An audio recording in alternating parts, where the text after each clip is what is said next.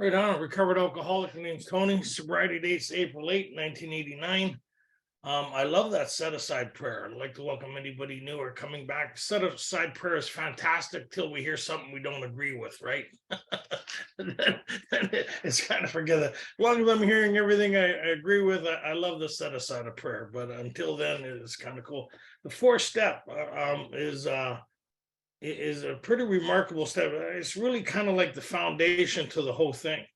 But you wouldn't kind of know, depending on the approach you kind of were taught or what you went through. So I'd ask you to really keep an open mind. If you have your book, that'll be awesome, or a pen and paper. You could jot some stuff down. Thank you, Steve, for having me and all the work you do in our fellowship and carrying this message, keeping the lights on for those who have yet to find a place to land. Just kind of getting grounded here. So when we look at the purpose of the four, a lot of people would get a lot of different ideas. But if you kind of look at the book and you kind of got to back up to the entry or to the introduction to this thing, is that we're afflicted with an illness, and they talk about it being twofold, right? Mentally and physically, right? And as long as I don't put alcohol into my system, I won't produce the phenomenon of craving. We're all good with that. And then they talk about this thing that happens in the mind, and they start to describe it on page 23 as a malady that centers in the mind. And they go on to explain this thing on page 37 as a phenomenon. Right, this unexplainable event that seems to happen for people like us, where we find ourselves drinking again when we say we'd never drink.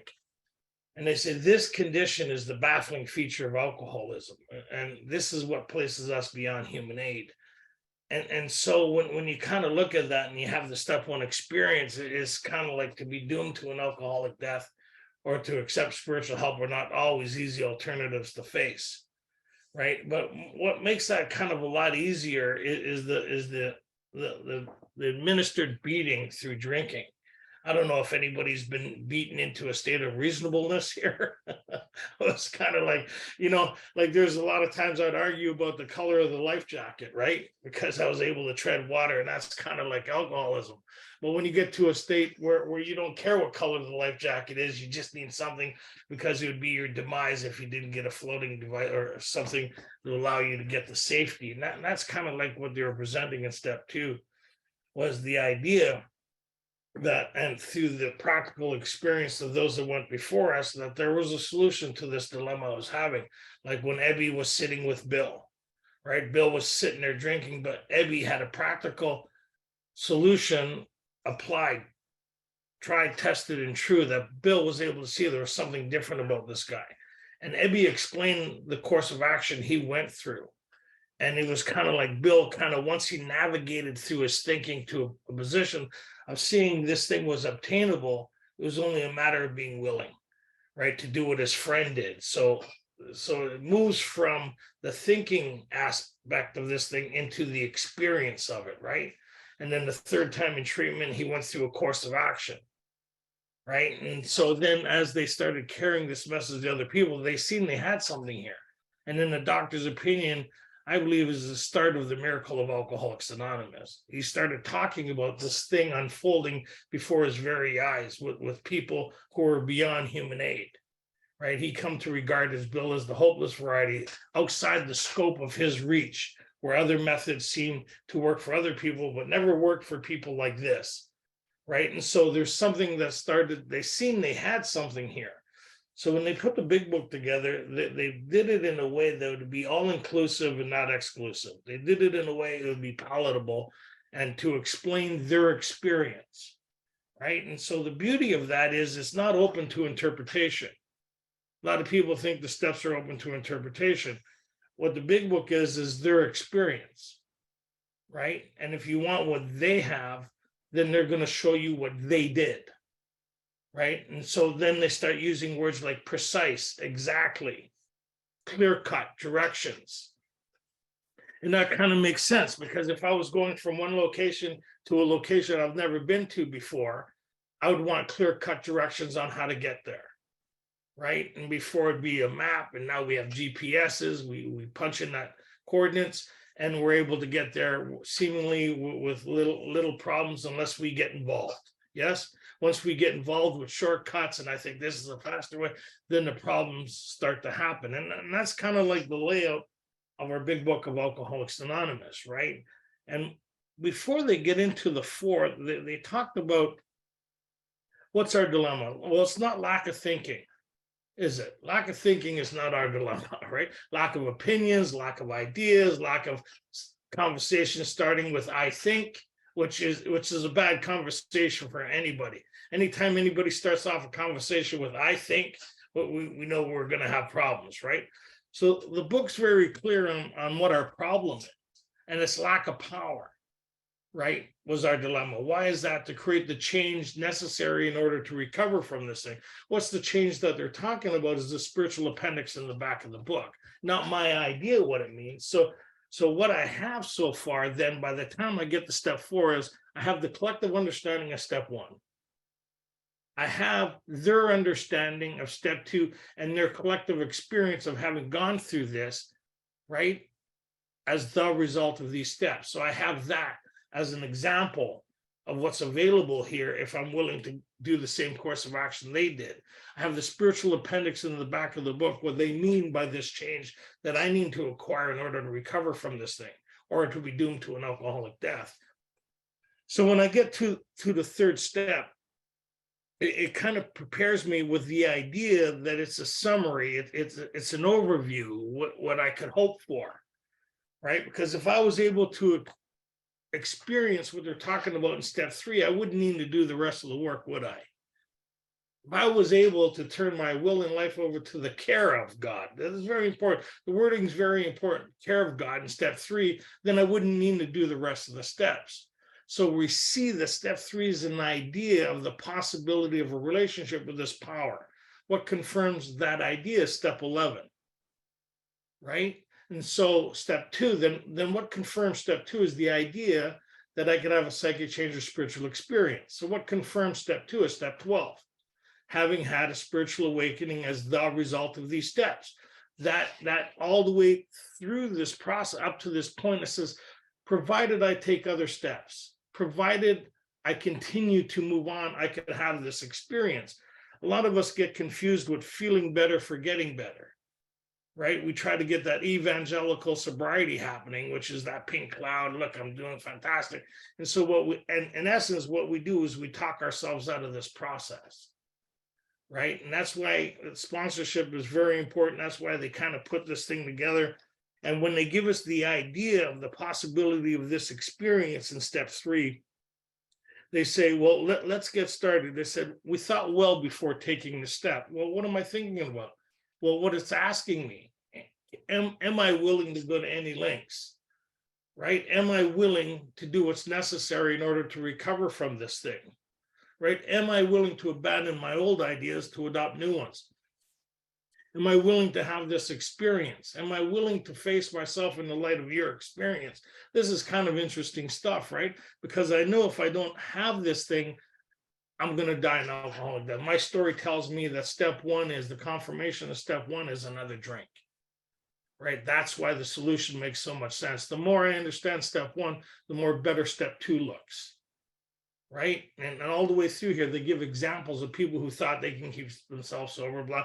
So when we get here on page 63, they talk about, we thought well before taking the step, making sure we were ready, that we could at least abandon ourselves. So when we look up abandon, to move in a new direction, right? When they say abandon ship, that means I'm not going back to my room and collecting my stuff. Abandon means with earnest, right? I need to move in this direction fast, otherwise it's my demise. So I know why I'm doing this. So what I'm doing is I'm not giving away my will, I'm redirecting it along these guidelines that are being presented to me, right? And later on, they talk about what is the proper use of will. So as I started going through this, they started saying, the wording, of course, was quite optional, so long as I expressed the idea. The idea of what? then I need to create a kind of a connection, or I need to get access to this power. I need to have this experience that they're talking about with this thing that's deep down within, as described on page 55. I need to get access to this experience where it becomes personal for me, because your experience will not be enough to keep me sober. I need my own experience with what you're talking about. So this is the beginning of me trying to obtain an experience with what you've already experienced. So it could be personal to me. So then they talk about what confirms my step 3 is the beginning of step 4. If I don't start step 4, then my decision in step 3 is I don't need to do this. How earnest I understand steps 1, 2, and 3 will determine how fast I started my 4, right? So it talks about next we lunged out on a vigorous course of action. Next, we lunged out. What does that mean for most of us? I'll get to it next month, next week. I'll get to it shortly. Vigorous means next, like now, like we're on a life and death errand here, right? Because if you had that step 1 experience, it should be kind of jolting of the idea that you'll be without defense against the next drink. But what we've obtained is a daily reprieve. So what happens is there's a lot of people sitting in meetings between drinks, and there's a lot of people in meetings who have found a solution. That's not their fate anymore. They've entered a daily reprieve. How did they get that? Well, that's what this course of action is about. And then as we start this thing, it kind of gives us an idea. The purpose of step 4 is to remove the blocks, right, of these things that block me off from the life force, the sixth sense, whatever you want to call it. God, this power access that's deep down within that they talked about in the spiritual appendix, where all our members have tapped into an inner resource. This thing that's always talked to me now and then that I've argued with or not listened to, that life force, everybody has it, right? That little voice that says, don't do that. You ignore it. And you said, oh, I should have done that. Anybody have that here? Right? Or so there's something at work in the universe that's beyond my comprehension. Right? Why is it when I think about some people, they end up calling me or I run into them? Like there's something at work here beyond my ability to see, but there's people who have experienced this thing, and that's what I'm trusting. I'm trusting my sponsor and those who went before me, that if I did what they did, I'd get what they got, right? So they talk about here, right, the things in ourselves which have been blocking us. So then what's really interesting is the next part here talks about formulating a new thought process, formulating a new way of looking at things, right? I need to formulate a new inventory, or the way I assess and look at things. I don't have that. The way I assess and look at things don't work to my betterment. They work to my demise, right? I'm always in collision with something or somebody, right? I'm a prey to misery and depression. I seem to be bombarded with my own thinking and emotional nature. I can't get past these things within inside of me that are causing my dilemma, and I can't see how they're causing that. So when they talked about these things on page 62, selfish, self-centered, that we think is the root of our trouble, driven by 100 forms of fear and self-delusion, I can't see those things. I always see the car accident after it happens, never before. I never see the car accident as it's happening. I'm always reflecting in hindsight. Why are these things happening? Why is this always happening to me? I can't believe story. I can't believe this is, I can't, me, right? The self-pity, self-loathing. I'm probably the only one here. But what they're saying here, I need the ability to be able to see these things that are happening in my life, to see the value of them. Meaning the value, how much value I place in them. And it may sound kind of weird, but if we kind of went into all your places, everybody has things they have value. They have this little this thing or that. When they look at it, there's an attachment to it. Yes? And people around you say, what do you get rid of that piece of junk? Or like my wife says, oh, what are you hanging on to that for? I don't know. There's value in it. I have a little box of some with little things of trinkets that I've kept over my life that have value to it, right? It has some emotional attachment to it, maybe junk to somebody else. And that's what they're talking about here. The ability to look at the things I hang on to, to look at the things I revisit, and the value I have to it. And does it warrant that value?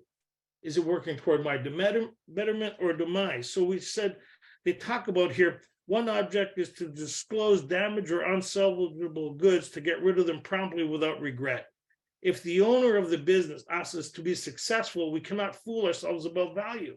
So that means I've been fooling myself about these things that I've been harboring, carrying, or the things the fabric of my existence, the things I worship, think about, and pay a lot of attention to, the things I can't escape, the bondages of self, and the difficulties that arise out of myself. I can't see them correctly, but boy, I feel them. Same with everybody else. Everybody else around me feels them, right? And when it talks about a prey to misery and depression, you got to kind of think about that, right? It's like going through the Sahara Desert or something like that, and you're alone and walking, and what's tracking you is prey and misery and depression. And when they glob onto you, they have you, right? And it's heavy and it's crippling. Anybody? And when you get like that, you got to sit down.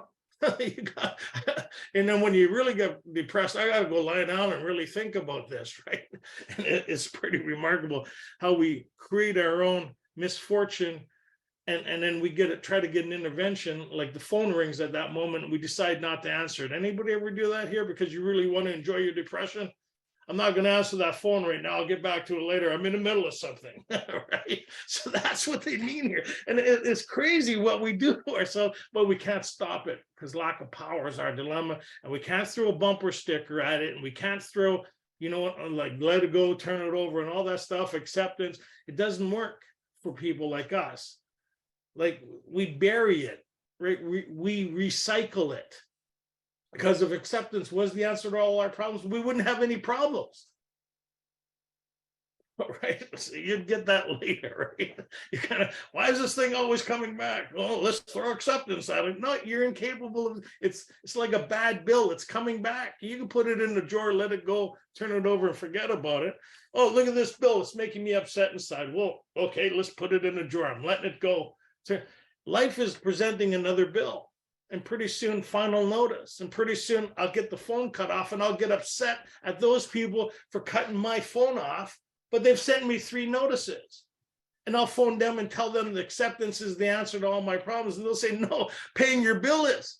Right? So I need to find out a new way of looking at things because I could be a little in my understanding and the things that make sense to me. A lot of things have made sense to me where people around me go, what? Maybe I'm alone. Anybody like that here? You're explaining something that makes sense to you and people are going, what? And then you hear yourself saying what you're saying and you go, what? So fool ourselves about value. And the summary of what they're trying to do here, we did exactly the same thing with our lives. Who did? They did. We did exactly the same thing with our lives. We took stock honestly. First, we searched out the flaws in our makeup, which caused our failure. What's bad about that? Right?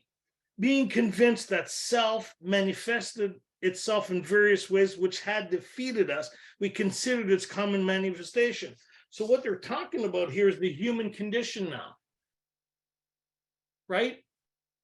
That everybody has, that they talked about here. But the alcoholic is an extreme example of the human condition. Well, what's defeating us? What's the common manifestations that are defeating us?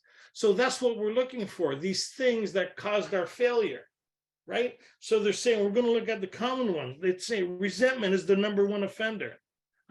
So the first one is resentment that they're going to talk about, right? And this is where we usually lose people, or they stop thinking, or they start arguing, or they forget about the set-aside prayer. This is where I'd suggest you use the set-aside prayer, because we're going to go with what the book says. We're not going to go with what we taught or what we think, because it's very important, the aspect of what they're trying to get across here, because you'll see how this continues into 5, 6, 7, 8, 9, and 11, right? So step 4 is actually the foundation to the exercise in step 11. The ability to assess, the ability to meditate, the ability to see things correctly, right? And hold value to them. So resentment is the #1 offender. It destroys more alcoholics than anything. Look at the wording. From it. From what? From the resentment. From it. stems all forms of spiritual disease. So what's making me sick is the resentment. Ah, that's what's making me sick. It didn't say from alcoholism. Remember, they stopped talking about alcoholism on page 44. In the preceding chapters, you've learned something of alcoholism. We've made clear the distinction between the alcoholic and non-alcoholic. Yes, they've done that. Now they started going through the aspects of where our problem lies, and we agnostic in our thinking and the ability to shift thinking or be open to new ideas in the participating of the saving of our own life. Right? Prejudice, preconceived ideas. How do I navigate this the same as Bill did sitting at the kitchen table with Ebby? How do I find the place of starting point of being willing? How am I willing to, where can I start of the willingness to be willing, to change my point of view, to maybe adopt something that might work and I might have a different experience? Well, that's what they just talked about up here, right? For we have not been only mentally and physically ill, two symptoms, we have been spiritually sick. Why? Because of the resentments and the manifestations of the human condition. How did we used to treat these things was with drinking. Then drinking stopped working, right? Anybody? Because if it still worked, we wouldn't be sitting here listening to me today, would we? We'd all be in a bar having a drink, talking about all resentments and acceptance is the answer to all our problems, right? So we'd be talking about something different. But here we're kind of like, I mean something different. So they started going through here. And I'm just going to do the overview because they talked about here, we know who we're mad at. Anybody don't know who they're mad at? Well, we know who we're mad at. Oh, finally, I get to participate in taking other people's inventory. I can do this, no problem. They asked me to write this list. But before I start the list, what's the purpose of this thing is to get an experience with this power that these people talk about that was the game changer in their lives. So what was suggested to me is before I start this thing, why don't I start with the third step prayer? And I start looking at what the prayer means. And I'm open to the ideas being presented in it. I haven't experienced it, but I'm open to it because you people tell me it's true, right? These things that they talk about. So, okay, God, or whatever, the wording is quite optional. So what I said, hey, I don't know who or what you are, but I'm open to this thing. Show me what you got. That's how I used to pray to God being new. I remember cheese and cracker are not on the same plate yet, right? I'm just like, I'm not well, but I'm the only one that don't know it. I still think I'm a vision for you, but I mean, I'm like unemployable, puking green bile, cutting my own hair, not getting invited for coffee. It was something. So I make that list, right? And then as I start getting attached to it, right? The memory, the value, right? The emotional attachment, I interrupt it and start applying the prayer. Because it's not about refeeling, reliving, it's about looking at things honestly. And then I put down I take one name and I put all the causes. Why am I mad at these people?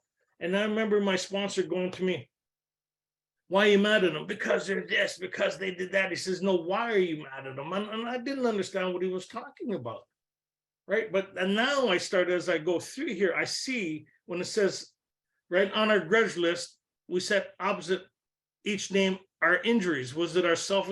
So what creates self, right? Which is our basic instincts, right? Our social, our ambitions, our security, right? I see these are the things that are being interfered with. That's why I'm mad at these people. It makes sense, right? Because of my self-esteem, perceived, right? Fancied or real. Most of my arguments are psychologically, I don't even need you to be mad at you. Right? I know what's going on because I know what's going on in a meeting. Anybody go to a meeting, you know what everybody's thinking about? Go to work. Anybody have a job and say, oh, I love this job. 2 weeks later, who needs this? like we're not quite. I love you. Get away from me. Don't ever call me again. Like we're not quite right. Because we're driven by these underlying things that arise out of ourselves. So what they're saying is, subconsciously, there's a whole bunch of things going on, and my subconscious assesses what's going on in the world, and it sends me a memo. And the memo is my thinking attached to what's happening around me. And I start reacting, right? Reacting based on my instincts. So I'm not having a human being experience, I'm having a Neanderthal. I'm reacting to life, my instincts, a basic threat, my security, my ambition. Is this kind? And as I started seeing this on paper, I thought, isn't this interesting? Right? And then they talk about, we went back through our lives, nothing counted but honesty. Honesty about what I'm thinking, not so much as the situation. Remember, fancy or real, a lot of things we think happen didn't happen the way we think. Right? Some of the people that later, when we go, I remember talking to my mom once, and she says, it didn't happen that way. And I argued with her. She says, wait a minute. The rest of us were sober here.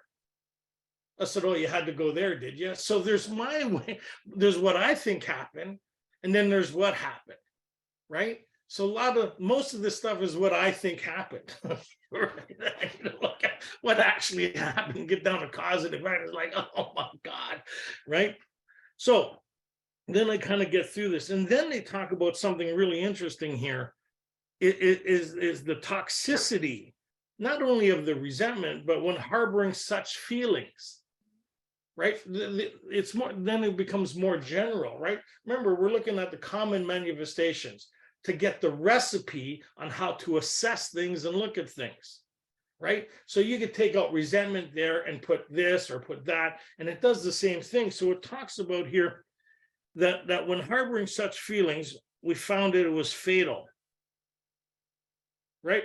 We found it was fatal, for when harboring such feelings, we shut ourselves off from the sunlight of the Spirit. What are these things that shut us off from the sunlight of the Spirit? Resentment. Resentment is the first thing, right? So when you read through this, you talk about the recipe of disaster here, right? This is not good stuff. It is plain that a life that includes deep resentment only leads to fertility and unhappiness, to the precise extent that we permit these. What do you mean we permit these? Well, they rise out of ourselves. Now I have the option of looking at a recipe for a different experience. Do I want to continue on with the way I look at things, or am I willing to look at things differently? I'm willing to look at things differently. I don't want to continue to go through life as the grouch in a brainstorm, right? I don't want to go through life in constant conflict with people, place. I want to be at peace, right? I just want to be at peace. Anybody here? I just kind of, I want to give myself a break for a little while. It'd be nice. Just, right? So they talk about here, if we were to live, we had to be free of anger. The grouch and the brainstorm were not for us. They may be the dubious luxury of normal men, but for alcoholics, these things are poison. See, normal men, they may be the dubious luxury of normal men, but for us, they are poison. See the human condition here?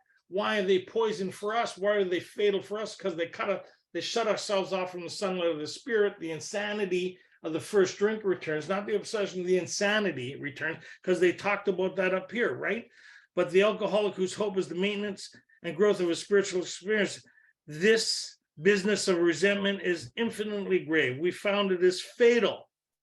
For when harboring such feelings, we shut ourselves off from the sunlight of the Spirit. The insanity of alcohol returns. The suddenly, the ambush, the phenomenon, this thing that we find ourselves drinking after and go, how did this happen again?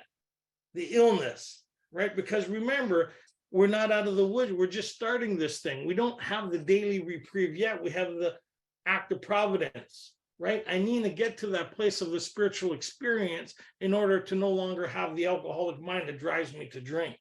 I need to be free of this thing that they talk about in step 10. The problem is removed. What removed? The condition of the mind that compels me to drink. I need to be free of it. That's the miracle of this thing, is this recipe allows us to get there. So then they talk about, well, what's the purpose of the fourth step?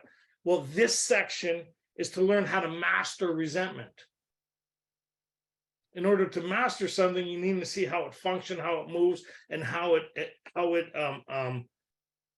it settles itself within inside of us, how it manifests, how it comes about. And so we see it comes from our instincts, right? The preservation of self and the protecting of self that retaliate on people, places, and things, right? We punish or reward. based on what we're getting here. So we see this was our course.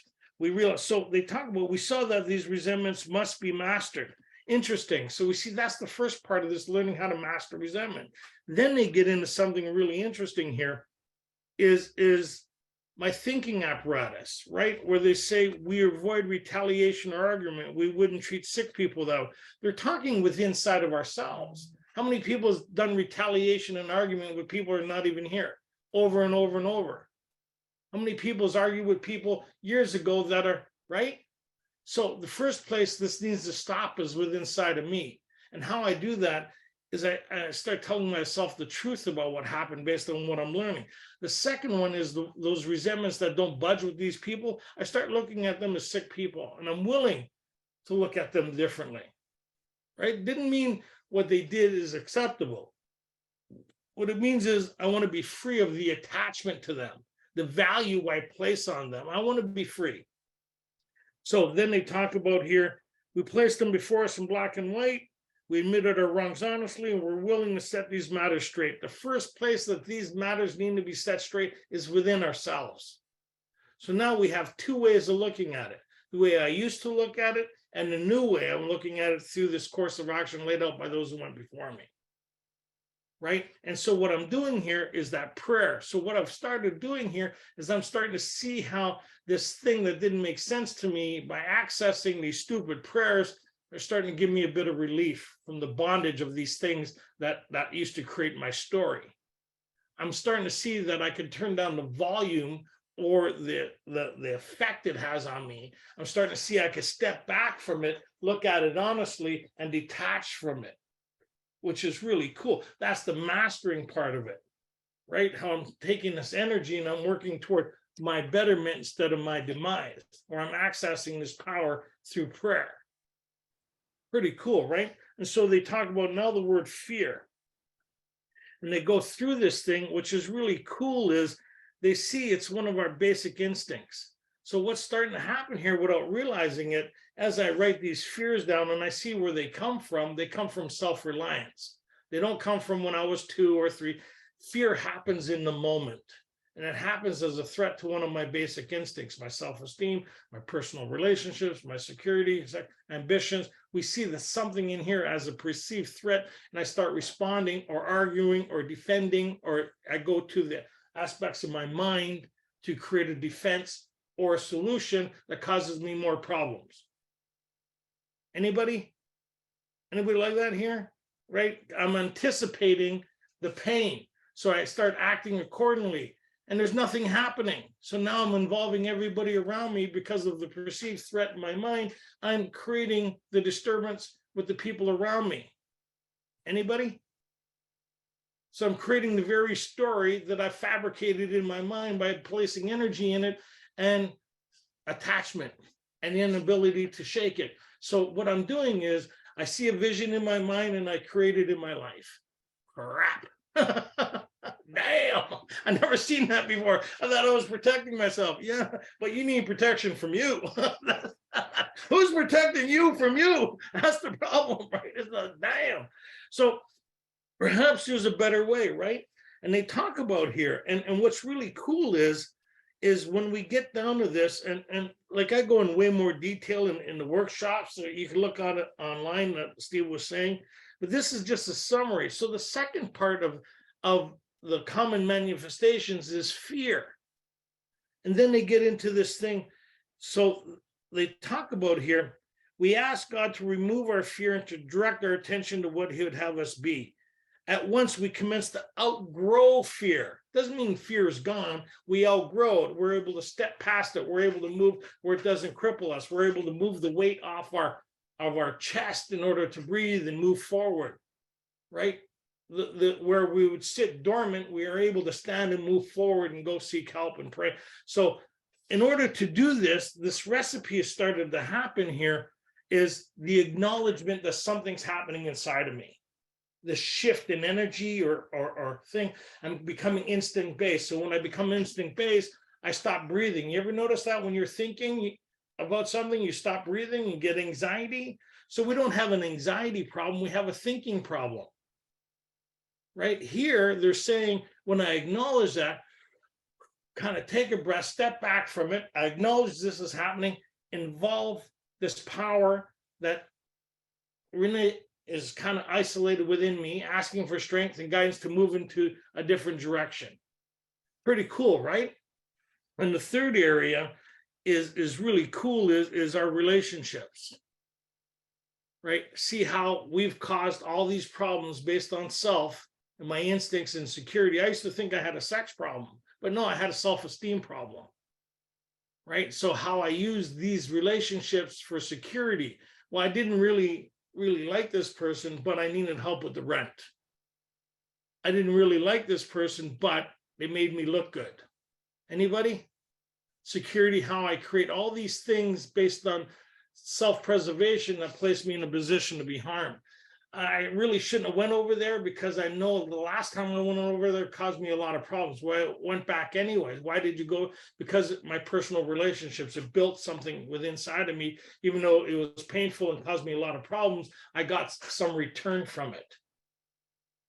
Right? There was something that lured me back there. So then, which is really cool, is I get to formulate what I want my relationships to look like in the future based on what I didn't like on the past. So here I'm seeking counsel with this power, which is really cool when you think about it, because when I started this on page 63, it was an idea that I could have this relationship with this power. Now I'm starting to have this relationship with this power because I'm seeking counsel. What should I do? What should it look like? What would you have me be?